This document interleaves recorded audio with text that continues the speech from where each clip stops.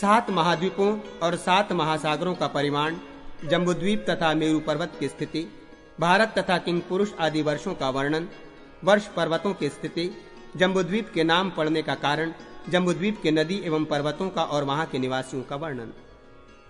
सूत जी बोले, इस 14 7 पाताल तथा 7 उधर्वलोक प्रकार के महान ब्रह्मांड का वर्णन किया गया। इसके बाद इस भूलोक के निर्णय को कहूंगा। भूलोक में जम्बूद्वीप प्रधान है। इसके अतिरिक्त प्लक्ष, शालमल, कुश, क्रौंच, शाक तथा 7वां पुष्कर द्वीप है। ये 7 महाद्वीप 7 समुद्रों से घिरे हैं। एक द्वीप से दूसरा द्वीप तथा एक सागर से दूसरा सागर महान कहा गया है। शारादोक, ईशुरसोदक, सुरोदक, धृतोदक, दध्योदक, शिरोदक तथा स्वादुद्वक ये 7 महासागर हैं। संक्षेप में समुद्र सहित ये पृथ्वी 50 करोड़ योजन विस्तार वाली कही जाती है। ये 7 द्वीपों से परिवेष्टित है। समस्त द्वीपों के मध्य में शुभ जम्बूद्वीप स्थित है।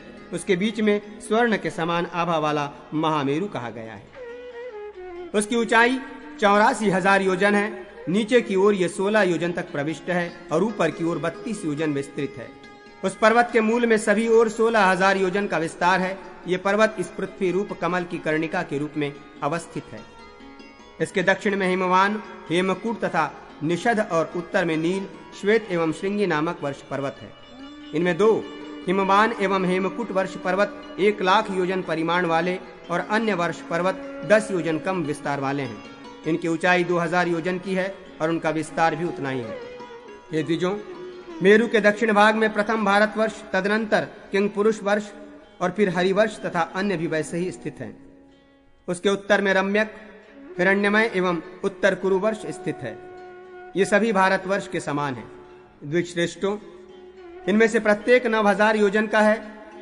इसके मध्य में इलाव्रत वर्ष है और इसके मध्य में उन्नत मेरू पर्वत है। ये महाभागो, वहां मेरू के चारों ओर 9000 योजन का इलाव्रत नामक वर्ष है। वहां 4 पर्वत हैं, मेरू के व्यास के रूप में विरचित। इनकी ऊंचाई 10,000 योजन है। इसके पूर्व में मंदर, दक्षिण में गंधमादन, पश्चिम पार्श्व में विपुल और उत्तर में सुपार्श्व नामक पर्वत कहा गया है। उसमें सुपार्श्व पर्वत में कदम्ब, जम्बू, पीपल और वटवृक्ष हैं। ये महर्षियों, यही जम्बू वृक्ष जम्बूद्वीप नाम का पड़ने का कारण है। उस जम्बू वृक्ष के फल महान हाथी के प्रमाण वाले होते हैं। पर्वत के पृष्ठ पर गिरने से वे विशीर्ण हो जाते हैं। वहां उसके रस से प्रवाहित होने वाली नदी जम्बू नदी के नाम से विख्यात है। वहां के निवासी उस रस का पान किया करते हैं। वहां उस रस जल का पान करने से स्वस्थ मन वाले मनुष्यों को न स्वेद पसीना होता है, न उनमें दुर्गंधि होती है, न वृद्धावस्था आती है और न ही उनकी इंद्रियां क्षीण होती हैं। उस जम्बू नदी के तट पर स्थित मिट्टी के रस का वायु शोषण कर लेता है, जिससे जाम्बुनद नामक सुवर्ण होता है। सिद्धगण उसी का आभूषण धारण करते हैं। मेरू के पूर्व में भद्राक्ष, पश्चिम में केतुमाल नामक 2 वर्ष हैं।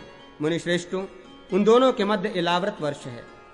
पूर्व में चैत्ररथ नामक वन, दक्षिण में गंधमादन, पश्चिम में वैभ्राज्य और उत्तर में सवृत्त वन स्थित है।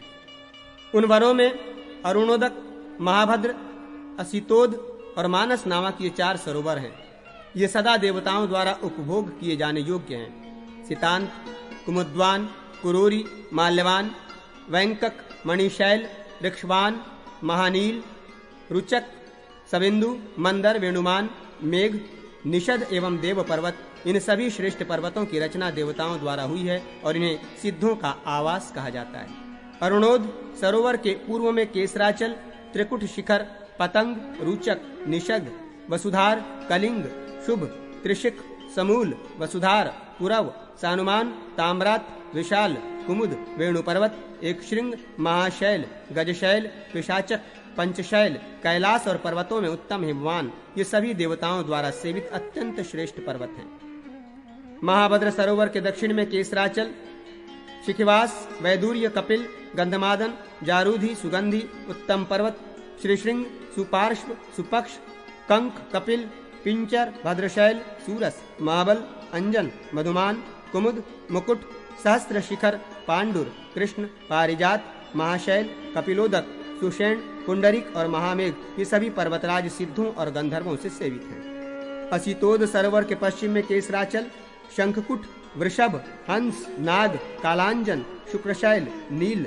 कमल, पुष्कक, सुमेध, वाराह, विरजा, मयूर, कपिल तथा महाकपिल ये सभी पर्वत देव, गंधर्व और सिद्धों के समूहों द्वारा सेवित हैं। मानसरोवर के उत्तर में केसराचल नामक पर्वत है। इन प्रधान शैलों के मध्य क्रमानुसार घाटियां, सरोवर और अनेक वन हैं।